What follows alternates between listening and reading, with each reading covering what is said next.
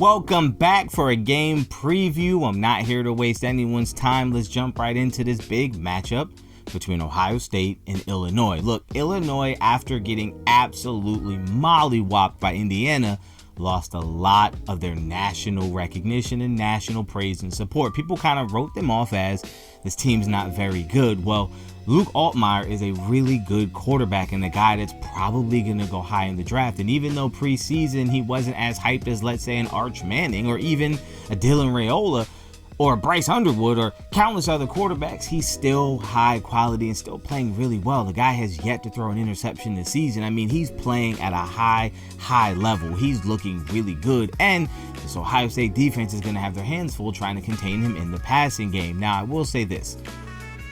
Illinois is not great and doesn't have the dynamic playmakers to really challenge this Ohio State team, at least not on paper. But we've seen many a times before in the past that teams can kind of surprise you, and if you put together a good game plan, like, there's no telling what you can do. I think Ohio State has to really come into this game and be focused and be locked in. And this offense specifically, I want to start with that. This Ohio State offense is playing really well. Bo Jackson has emerged as the hands-down leader in that running back room, and he's playing exceptional. I love what he's doing. He's averaging 7.5 yards a carry. And yes, a lot of that was against Grambling in Ohio. But still, every time he gets the ball, the explosion is there. And he's a real threat to take it all the way every time he touches the ball. I like the running game to continue to put that together this week and continue to be a big weapon. And Julian Sayin, who's playing fantastic, completing 80% of his passes, doing well against the blitz, doing well over the middle. Like, he's really having, quietly and secretly, a very historic season for this Buckeyes team. Part of the reason is the way this offense has been constructed, and I've been saying it and honestly complaining about it since game one, is the conservative game plan. That let's not give them too much, let's simplify it, let's make it easy. And up until last week, that was a real problem for me. But watching the game last week, what I realized what they're doing is they are operating and functioning as an NFL team. See, in college football, typically what you have is these big time explosive plays and these 90-yard runs and 80-yard passes and all these bubble screens that get taken to the house. Well, in the NFL, you have more of a system designed to drive the ball down the field, control the clock, play off of your defense, and that's what this Ohio State team is doing. So instead of knocking them, I'm actually going to accept it and actually give them a little bit of credit. Why try to push the ball downfield and make these grand big time plays when you don't need to? You're just forcing things, and that's how mistakes happen. So I'm with the coaching staff and I'm fully in support of the idea of let's take what the defense gives us.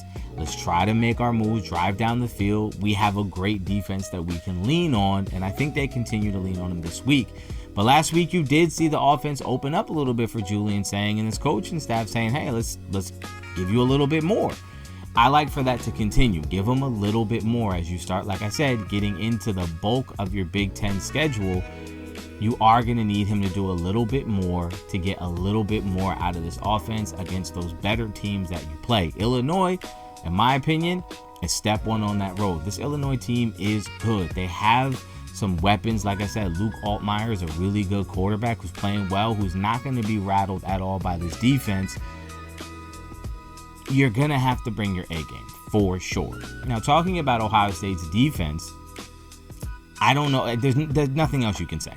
This defense is absolutely electric, absolutely lights out. Like, they're not giving up anything. And if you get into the red zone, good luck. That's where they love to play.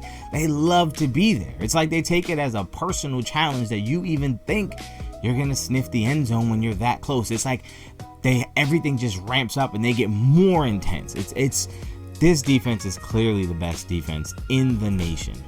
I do ultimately see Ohio State taking control of this game pretty early. I think offensively, Illinois is going to have a tough time right from the rip.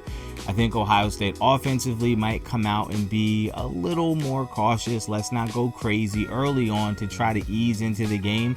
See if they can maybe get some things, drive up the field a little bit, maybe see if that running game can get going and they can lean on that. I think the less they have to put on Julian Sayin, the happier they are. But I see this game being really close early, probably through the first quarter, maybe into the second quarter, and about midway through the second quarter, I see Ohio State's offense really starting to take over. I think Illinois' offense is going to spend a lot of time with 3 and outs, short drives, and that Illinois defense is going to spend a lot of time on the field. And it only takes 1 or 2 missed tackles, and all of a sudden you got Carnell Tate or you got Jeremiah Smith streaking down the field for a big play. I think that's how it's going to happen. And I think Ohio State will continue to do what they've been doing, which is kind of lull you to sleep a little bit with a drive here or there, nothing too special, nothing too crazy, and then bam, big play. I like Ohio State to win this game.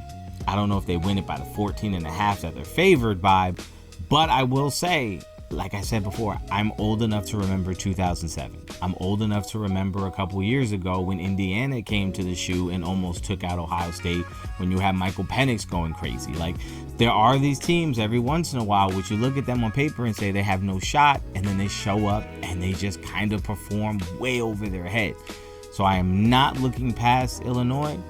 I'm just saying Ohio State has to bring their A game, and I trust this coaching staff to do so.